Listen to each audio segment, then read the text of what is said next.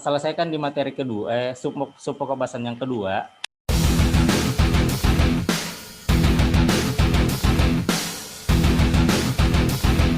Terus selanjutnya, kalau dari panitia, untuk poin ketiga itu adalah ciri-ciri mahasiswa mampu mengetahui ciri-ciri wirausaha yang berhasil.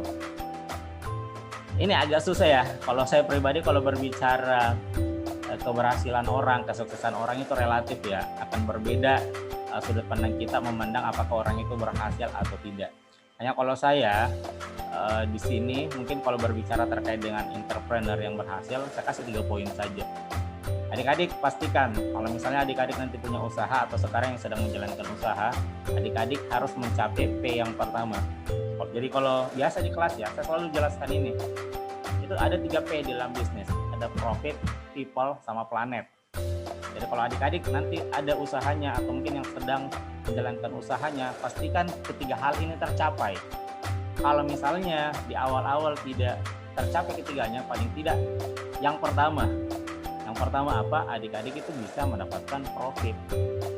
Jadi pastikan kalau ada usahanya atau ada yang sedang jalankan usaha sekarang, adik-adik pastikan usahanya itu membawa keuntungan untuk adik-adik, membawa profit. Karena kalau misalnya adik-adik tidak profit, lagi-lagi itu bukan bisnis, tapi itu hobi namanya. Karena tidak dapat untung, bagaimana kalian menutupi biaya operasional? Nah, kalau misalnya ini bisa tercapai, ya alhamdulillah di P pertama.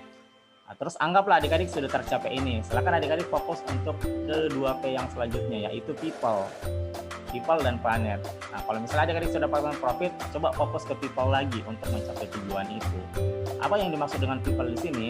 Adik-adik simpelnya, adik-adik sudah bisa mulai pekerjakan orang, bisa mulai memberdayakan orang, apakah sifatnya berpartner ataupun bermitra.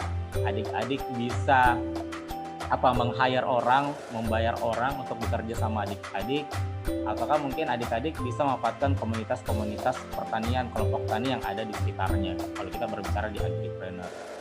Nah, jadi untungnya sudah kita dapat, kita juga sudah dapat di dalam pemberdayaan orangnya, pemberdayaan manusianya seperti itu. Kalau misalnya ini P kedua sudah tercapai juga, adik-adik silakan pertimbangkan untuk mencapai P yang ketiga. Apa yang ketiga ini itu adalah planet. Apa maksudnya planet? Adik-adik harus bisnisnya itu berwawasan lingkungan juga. Jadi walaupun adik-adik sudah mencapai profit, sudah mencapai pemberdayaan masyarakat juga, adik-adik harus memikirkan bahwa bisnis adik-adik itu tidak merusak lingkungan.